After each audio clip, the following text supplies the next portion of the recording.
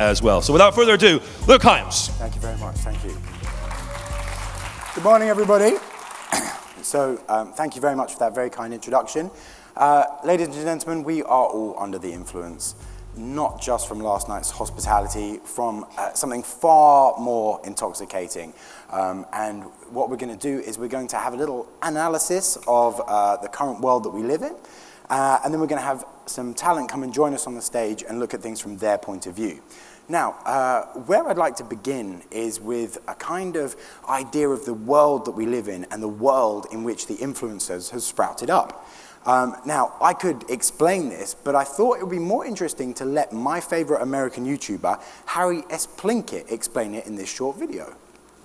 In 1979, with some volume. Star Trek The Motion Picture was released. There were like 3 channels, a TV, somebody had a radio, and a couple of movies were released each week. Today there's video on demand, mobile video, Netflix Watch Now, satellite radio, digital cable, HD cable, Blu-ray players, Redbox, internet porno, Amazon.com Watch Now, Amazon.com Watch Instantly, Amazon.com Watch Spontaneously, iTunes, podcasts, iPhones, online web series, IMAX theater, internet porno, video games, Wii, Xbox, PlayStation, video games you play live, Facebook for mobile phone, HD flip video camera videos, HD flip video camera video web series, HD flip video camera video interactive web series uploaded to Facebook via iPhone 4 mobile uploader app, 3D movies, YouTube, bloggers, vlogs, Hulu, streaming video, and the zoo.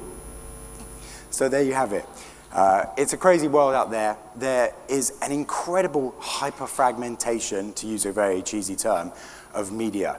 There are all of the old giants are going in increasingly different directions to try and harness the audience, capitalize on the audience. There are loads of new players within the sphere, and it is a time of confusion. But through that, one voice and one genre of entertainment, if you can call it that, has come through. And that is the voice of the vlogger.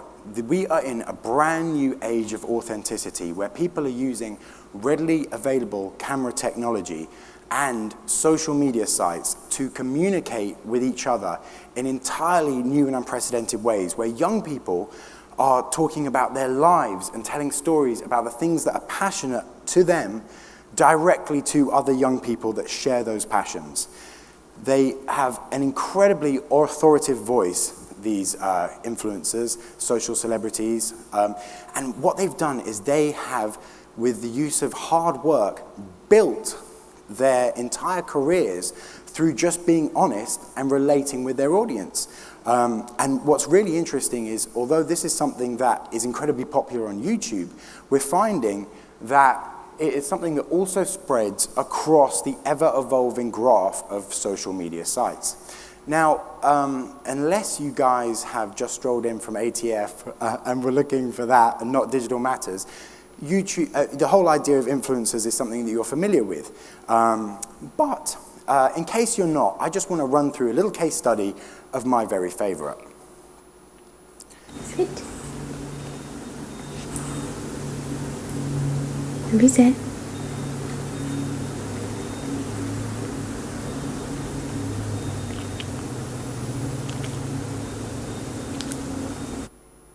This is Norbert. He's a dog. Whoever said influencers had to be humans? He has all of the same opportunities available to him as the human influencers. He has brand integrations with pet food companies. He has an interesting line of merchandise. And he also does some great humanitarian work, something that another one of the Instagram animal influencers tried, but with not so much success. Although in fairness to Princess Monster Truck, I think her line of merch is really quite special. So this is a phenomenon that is enormous all over the world. In America, this is an article that was published in Variety during the summer. And it's stunning to think that in the top 10 of voices that the teens of America voted that they had a connection to, only 2 of them are what we'd call traditional stars, i.e. pop stars. Now, Bruno Mars and Taylor Swift quite arguably have created some of the catchiest music in the last decade, but they're only at number 7 and 8, behind maker stars KSI and PewDiePie, who are number 1 and 2. Now, beyond this, it opens up something really exciting for brands and for these influencers to have these opportunities because, as the quote says, not only do these influencers, have a very deep connection to their audience, but they are also able to influence purchase decisions. And that is something that we're going to look at in a second. So, Maker is not just a company that is big in the West. We have a fantastic office here in Southeast Asia that's been open for 2 years. We have an office in the Philippines and also an office in Indonesia. And we are extremely proud to say that within the region, 5 of the number 1 creators, 2 of which we're going to meet in a minute, are signed in partnerships with Maker Studios. And this is really important because part of this revolution has meant that the idea that, celebrity voices in the West can come and talk to people and it can feel relevant to local people and local communities, that is completely gone. We're now in a situation where people want to hear from people who are like them, who speak their language, who understand the world that they've grown up in. And so I'd like to share with you a little bit of the work that Maker has been doing in the region with the idea that, we are a global company, but we like to think local.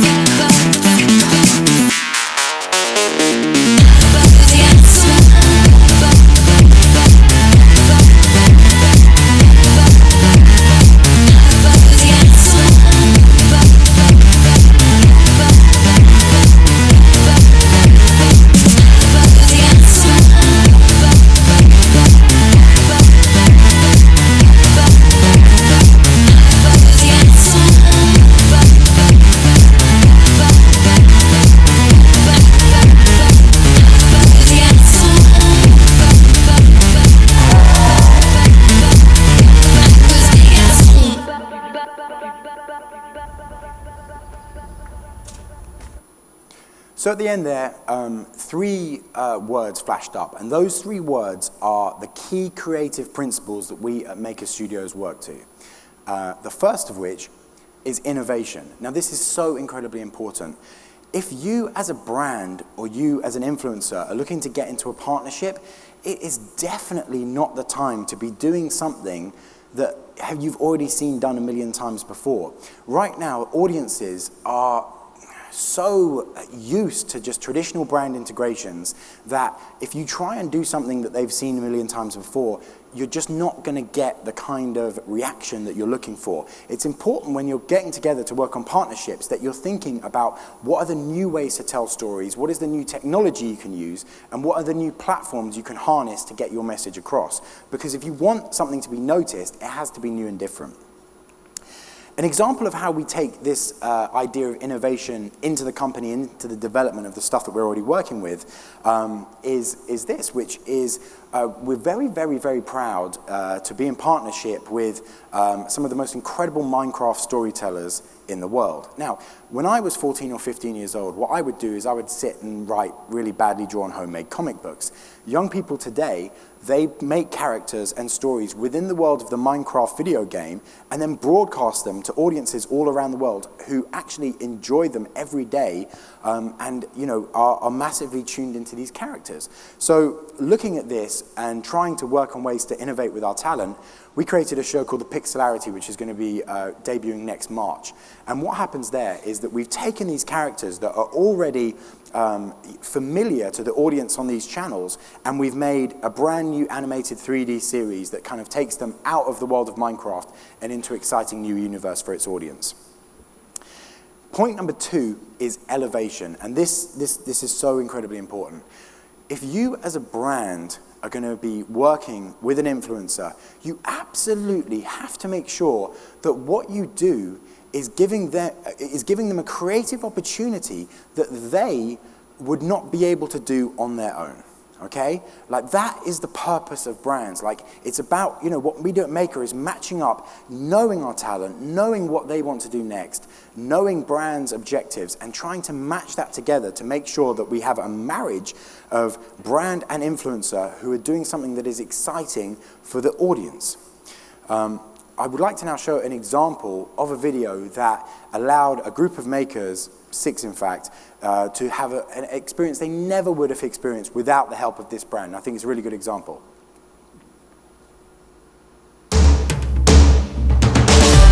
We're moving to Malaysia!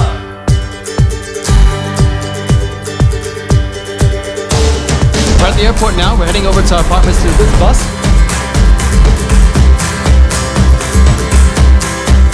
Our Airbnb home is located in a wonderful location. And this is me and Ryan's very big mirror! So this is the area outside my room. It's like super nice.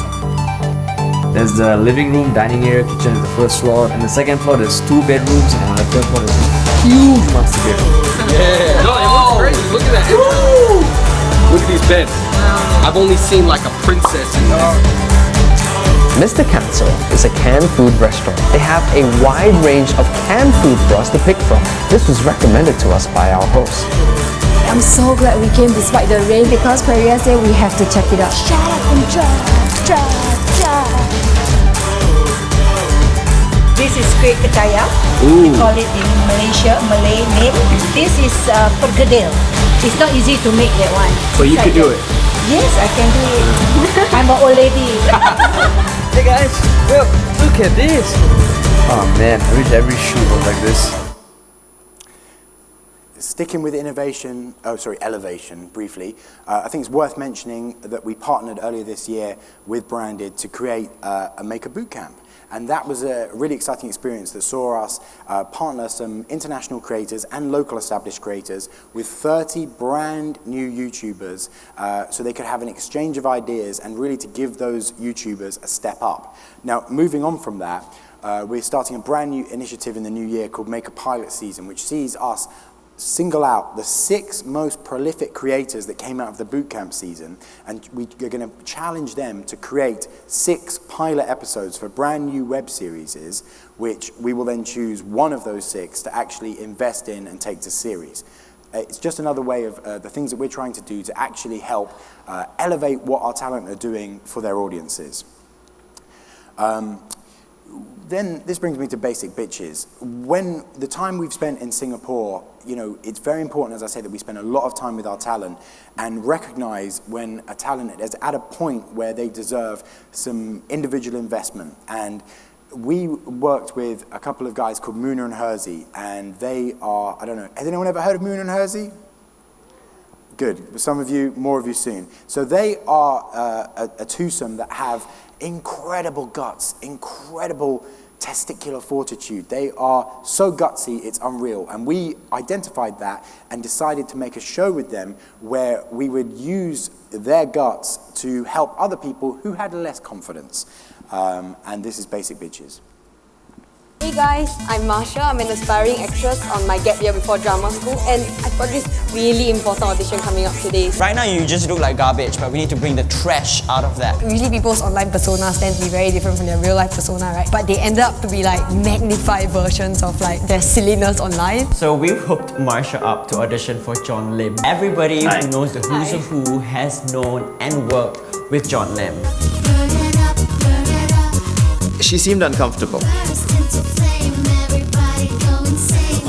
Oh dear. Okay. Can I? Okay. Okay, so, I just want to see Marsha.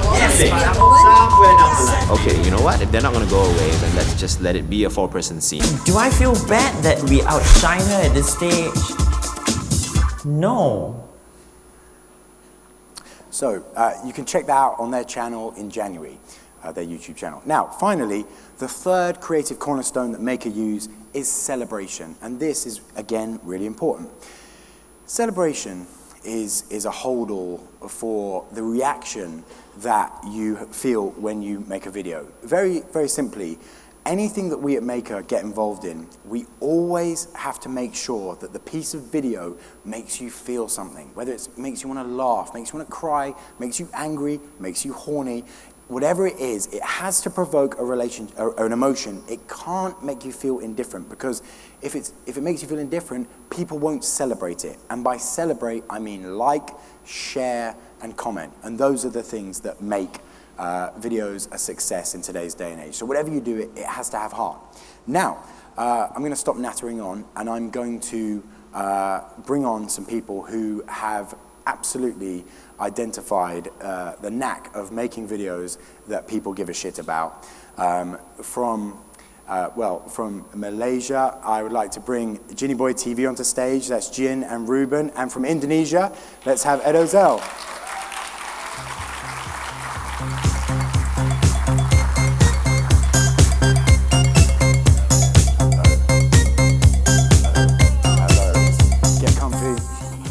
Right, so now the guys are up here, I'd like to start by getting you lot involved. We're going to now play a game. And the game is, can you guess what this video we're about to play is an integration for?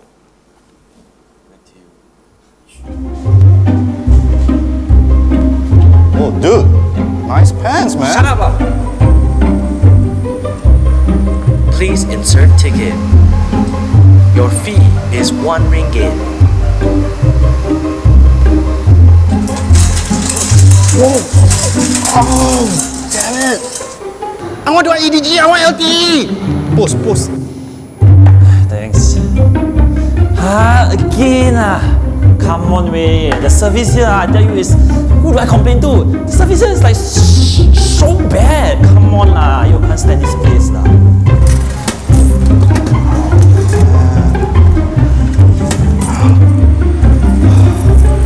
I'm scared. Wow, times are hard. I better not give donation. Cannot afford. Feel. No, Zell. Just. Do we have any guesses? Oh dear, okay. Well, maybe you want to let them in. What was that an integration for, and what was the idea behind it? Basically, that was a video for Disney's Inside Out. And we thought that we could actually incorporate elements of the cartoon into the little skit that we did. Because Inside Out was all about emotions. So as Malaysians, our emotions are a little bit different. So we decided to sort of like create a video about the pet peeves that we go through as a daily individual, as a Malaysian or an Asian, or, you know, Singaporeans and Malaysians, we about the same, you know, we're not that different. Indonesia as well, so we did that. Great. And I wanted to show a video of Edho's as well. May we go back to the... Okay.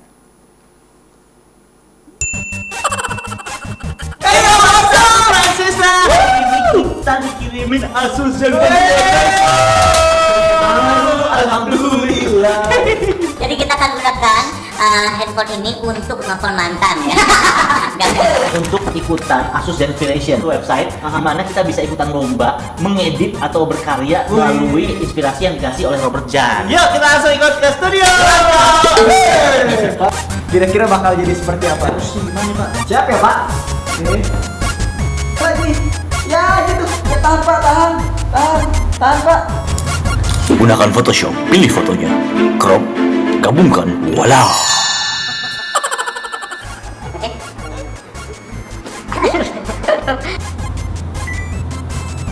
Sebelum sesudah.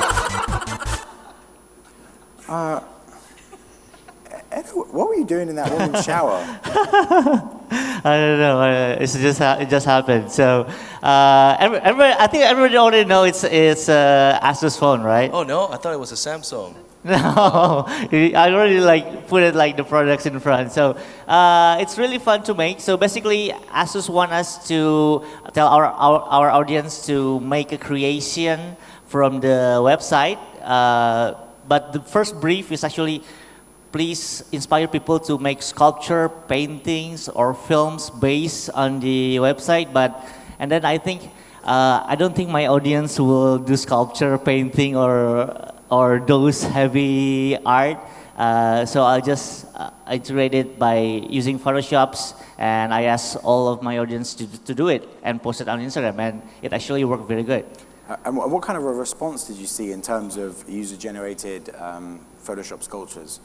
Well, it's actually a really good response. It's very easy for my audience because my audience is like teenagers, so they are really familiar with Photoshop. So it's very easy for them, and it goes up like 3,000 reposts, some of it. Great. And so you changed the brief that the brand gave you. How did they react to that? It's actually come from Maker. So the brief from Maker is the one that I told you about, and then I kind of twisted a little bit, and then I told it to Maker, and they say Asus approve it. This is it. Good. So Ruben, you guys obviously being so enormous in Malaysia, you've done a great deal of brand deals. How many have you done so far? Wow, Jennyboy TVs has been around for about 4 years now.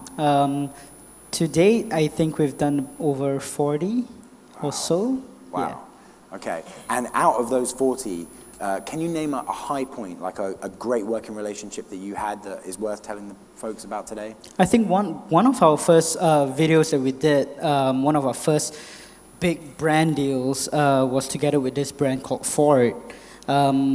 They came up with a very simple brief because this was brand new in Malaysia. They were launching the new Ford Focus, and they told us, this car, it parks itself. So they told us that, and we were like, okay, we'll sell it.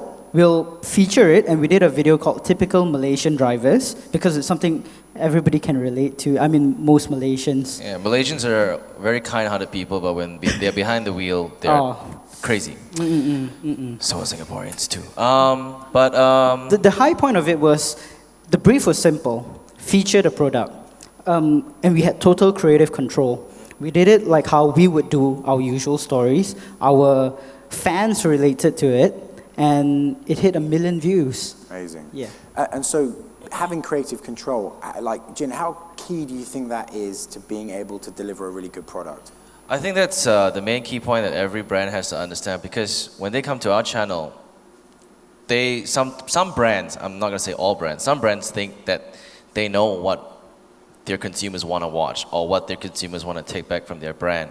But they got to understand that we understand what our viewers and our fans want to watch. We're not a YouTube channel that represents the whole of YouTube. We are just a channel, and there are millions of other channels that have different genres as well. So if they're going to come to our channel, they got to understand that there is a reason why people are subscribing to our channel. It means they like the stuff and the kind of content that we put up. So they have to trust us in terms of how we're going to entertain our audience and how we're going to play with the emotions and stuff like that. So I guess like we know our audience better, not to sound arrogant or anything, but we know what to do in order to sort of make our viewers get excited and stuff and interact with us. And Edho, if you were to sit down with an influencer who is about to do their first brand deal, what advice would you give them about working with a brand? Believe in yourself and speak your language, because it's kind of funny that brands want to speak their language to our language, because our audience is a community and we have our own language, we have our own way to say things. So if you want to sell your product in Indonesia, you don't want to use French language. So it's as simple as if you are brands and you want to sell it to our audience, you speak our language, and the only person that speaks the language that you know, it's the creator. And so Ruben, well, actually all of you guys have experience in traditional media as well at the same time. Like Edho, you're an all-round entertainer. You guys worked in advertising and radio respectively.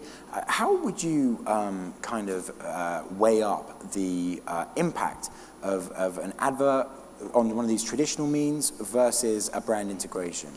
I think one of the first thing I would have to say is, if you ask any typical teenager or people of our generation, whether it's Singapore or Malaysia, you ask them if they watch TV, whether or not they read the newspapers or listen to the radio, they don't. They don't anymore. And as a brand, you cannot talk to people like them anymore. There's no way of communicating to them except on on social media. They're always on their phones, on Facebook and all that. And we noticed a trend because when over in advertising, we used to do a lot of TV commercials, and then we stopped. We used to do like 3 commercials in a month, and it went down to 1 commercial in 3 months. And I saw a drastic change of viewership going towards social media because, most importantly, in TV, they were forced to watch what you want them to watch. And on YouTube, you click because you want to watch it. So tell me, Edho, the balance on your channel between videos that are branded and videos that are your own, how do you weigh up? Do you have a rule of how many branded projects you'll get involved in? So basically we upload twice a week. That means 8 videos a month. And we usually limit ourselves to 2 brands a month because we wanted to give a value to our audience. Because when we do brand deals, it's always get in the middle. My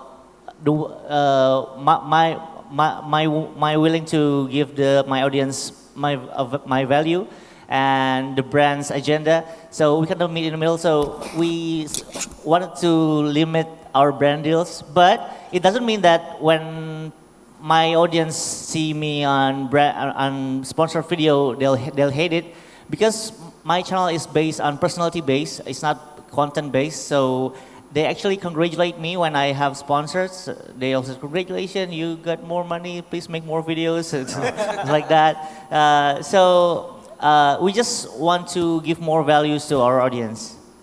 Jin, how do you guys' audience, how do they react rather to when you do brand integrations? Like, is it positive? Well, most of the time when we did branded deals, when we first started, we didn't do brand deals at all.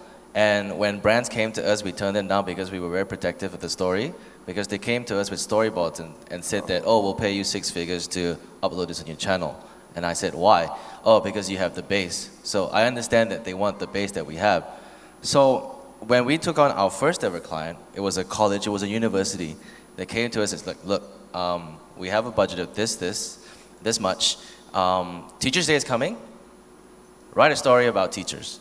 And, you know, they didn't want their logo, they didn't want anything, but what they wanted in return was to sort of send either an email link to their teachers or burn a DVD with a rose and give it to all of the teachers in the whole of Malaysia to thank them for their contribution as an educator for the kids. And when we did that, we realized that, you know what, there is actually a creative way to implement a brand or a service or a product or a university, anything into a story, like given that they trust us and they give us full creative control. Because, you know, at the end of the day, we write stories based on our daily lives. And what we write, and I think all of our content on our channel is very relatable to all of our audiences. We're not science fiction writers and whatever not. We write stories about, you know, what we go through. Like, I would write a story about how I'm talking a lot and not stopping right now. Right. And I should shut up. No, talk on.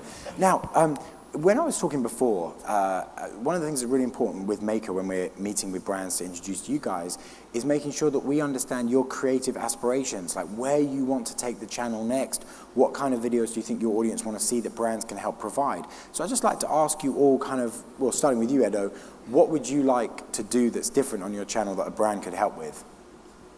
Well, I actually have like hundreds of ideas that I cannot make right now because of the time and the money. But probably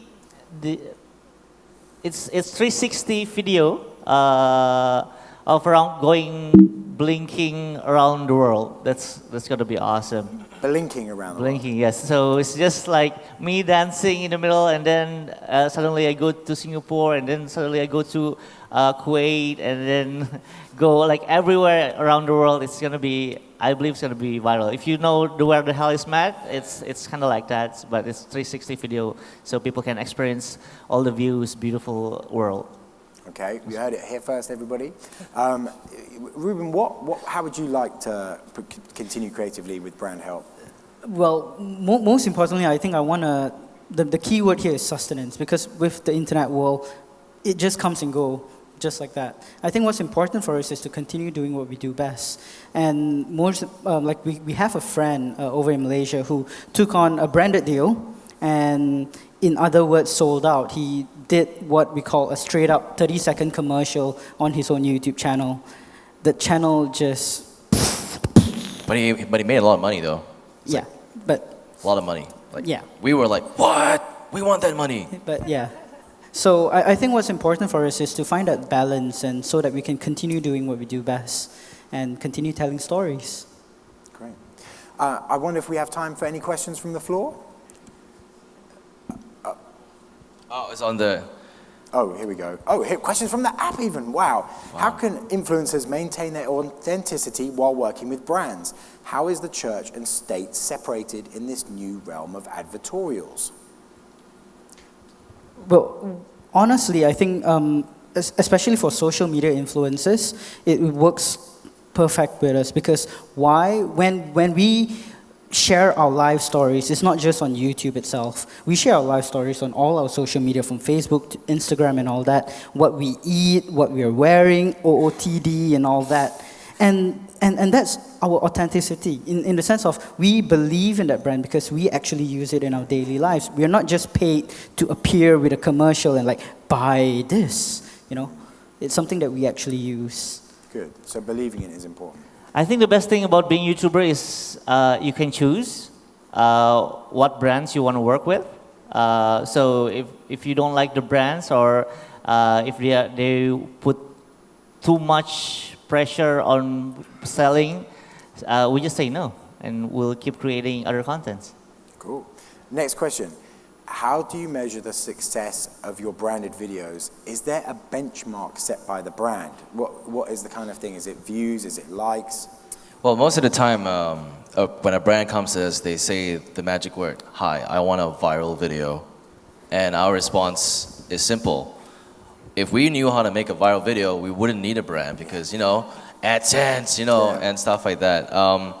When they come to us and they say that, all right, we want a video and this and that, we sort of know what our viewership is going to hit, provided that they don't tweak the content that we have actually presented.